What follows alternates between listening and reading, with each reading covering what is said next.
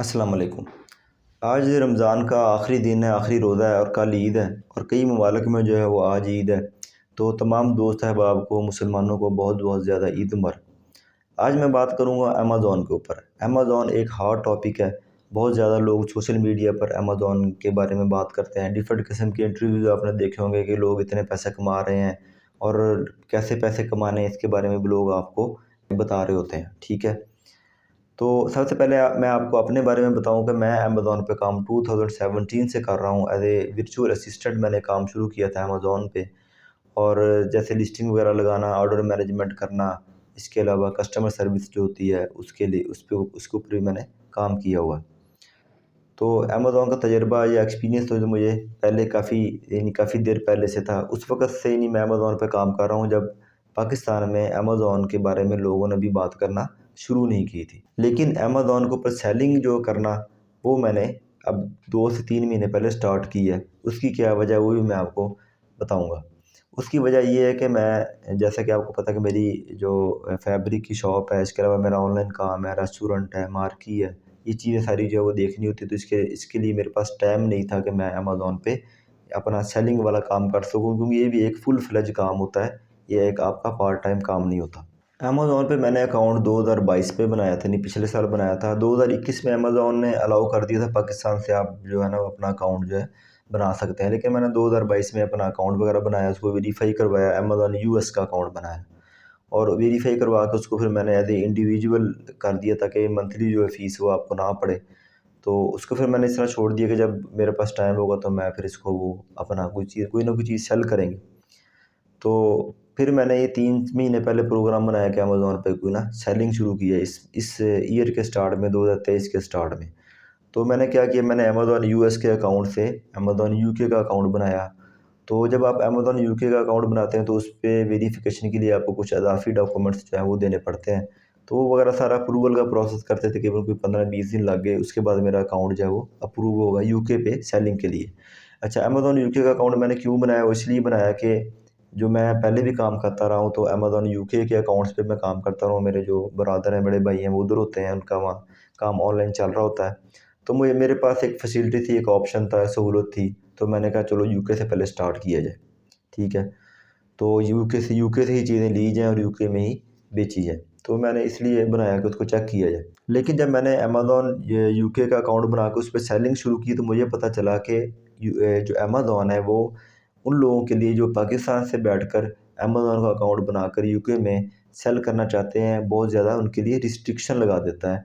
वो आमतौर पर रिस्ट्रिक्शन जो है दूसरे सेलर्स को फ़ेस नहीं करनी पड़ती, जो बैठ के यूके में काम करते हैं या यूके में सॉरी अकाउंट बनाते हैं या यूएई में या डिफरेंट कंट्रीज़ में बैठ के अकाउंट बनाते हैं। उनको उतनी रिस्ट्रिक्शंस फ़ेस नहीं करनी पड़ती जितनी एक एज ए पाकिस्तानी सेलर को फ़ेस करनी पड़ती है। यानी कि अगर आपका बिज़नेस एड्रेस जो है अमेज़ॉन पे वो पाकिस्तान का, तो आपको बहुत ज़्यादा रिस्ट्रिक्शन का सामना करना पड़ेगा। तो उसमें से पहली रिस्ट्रिक्शन जो मैंने देखी वो ये थी कि आप किसी भी लिस्टिंग को मी टू नहीं कर सकते, आप किसी भी लिस्टिंग में घुस नहीं सकते। अमेज़ॉन आपको ये अलाउ नहीं करता, अकाउंट लेवल पे आपकी रिस्ट्रिक्शन ये लगा देता है। तो उसके लिए फिर क्या करना पड़ता है? उसके लिए सबसे पहले आपको फिर अपनी कोई लिस्टिंग जनरेट करनी पड़ती है, क्रिएट करनी पड़ती है। उस पे फिर कुछ चीज़ें जो आप बेचते हैं तो फिर आपको वो जो ये वाली रिस्ट्रिक्शन है मी टू वाली, फिर ये आपको वो ओपन कर देता है, उसको खोल देता है कुछ प्रोडक्ट्स के सेल होने के बाद, ठीक है। दूसरी रिस्ट्रिक्शन जो है वो अमेज़ॉन ये लगाता है कि अगर आपका बिज़नेस एड्रेस पाकिस्तान का है तो आपको फिर वो अमेज़ॉन एफबीए की जो सहूलत है वो नहीं देगा। यानी अगर आप चाह रहे हैं कि मैं यहाँ से प्रोडक्ट्स डायरेक्ट अमेज़ॉन के वेयर हाउस में भेजूँ और फिर वहाँ से मैं सेलिंग करना शुरू करूँ, तो इस तरह अमेज़ॉन आपको अलाउ नहीं करेगा अगर आपका बिज़नेस जो है वो पाकिस्तान के नेम पे रजिस्टर्ड है, पाकिस्तान के एड्रेस पे रजिस्टर्ड है। इसके लिए मेरे पास उनकी एक ईमेल आई थी, मैंने अप्लाई किया, उन्होंने वो एरर्स आना शुरू हो गया। मैंने फिर उनको वो हेल्प में जाके, सपोर्ट में जाके उनको फिर मैंने बाकायदा ईमेल की, तो उन्होंने फिर मुझे तफ़सील से ईमेल की कि आपका जो है ना वो बिज़नेस एड्रेस पाकिस्तान का, तो इसलिए हम आपको अलाउ नहीं करते। साथ उन्होंने कुछ कंट्रीज़ की लिस्ट दी जिसमें कि अगर आपका बिज़नेस एड्रेस इन कंट्रीज़ में से है तो फिर हम आपको एफबीए की सहूलत जो है वो दे सकते हैं।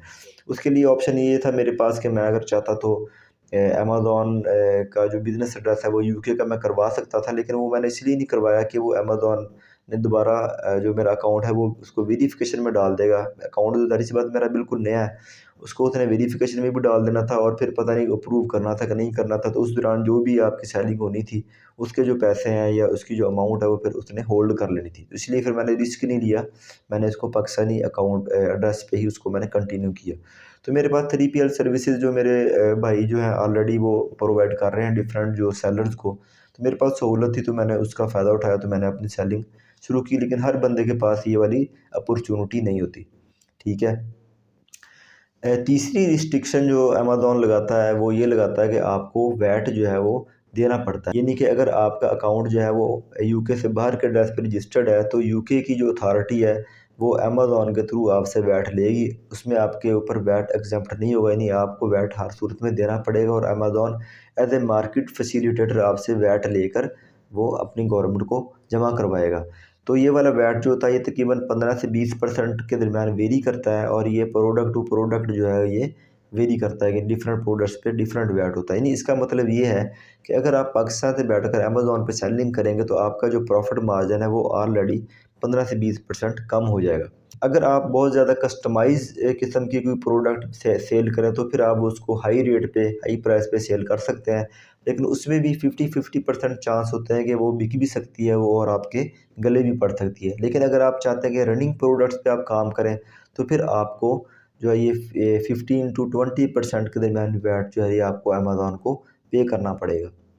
चौथी रिस्ट्रिक्शन जो है वो अमेज़न ये लगाता है कि आपकी जो अमाउंट है वो 1 महीने के लिए होल्ड कर लेगा। आपने जो भी चीज़ें सेल की होंगी, प्रोडक्ट सेल की होंगी, उसकी जो भी आपको इनकम आई होगी वो उसने 1 महीने तक आपके पैसे जो है उसने आपके होल्ड कर लेने। 1 महीने बाद आपको वो 50% जो है ना वो थ्रेशोल्ड करके वो आपको रिलीज़ करेगा, और 50% फिर वो रोक लेगा, और इसके बाद फिर वो 50-50% के साइकिल पे ले जाएगा। वो इसलिए कि उसको पता है कि इस बंदे ने पाकिस्तान से अकाउंट बनाया, तो इसका कोई पता नहीं कि ये लोगों से पैसे ले रहे हो और बाद में चीज़ ही ना भेजे।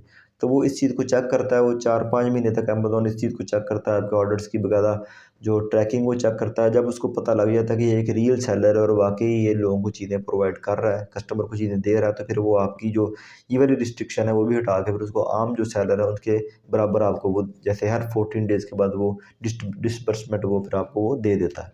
तो बेसिकली ये 4 रिस्ट्रिक्शन हैं। अगर आप पाकिस्तान से बैठकर अमेज़न पे काम करना चाहते हैं तो इनका आपको सामना करना पड़ सकता है। इसके अलावा अगर अमेज़न पे काम करने के लिए आपको किसी किस्म की हेल्प चाहिए, आपका अगर अकाउंट रजिस्टर नहीं हो रहा तो उसके बारे में अगर आपको हेल्प चाहिए तो वो भी आप मेरे से हेल्प ले सकते हैं, मुझसे कमेंट भी कर सकते हैं, मैसेज भी कर सकते हैं।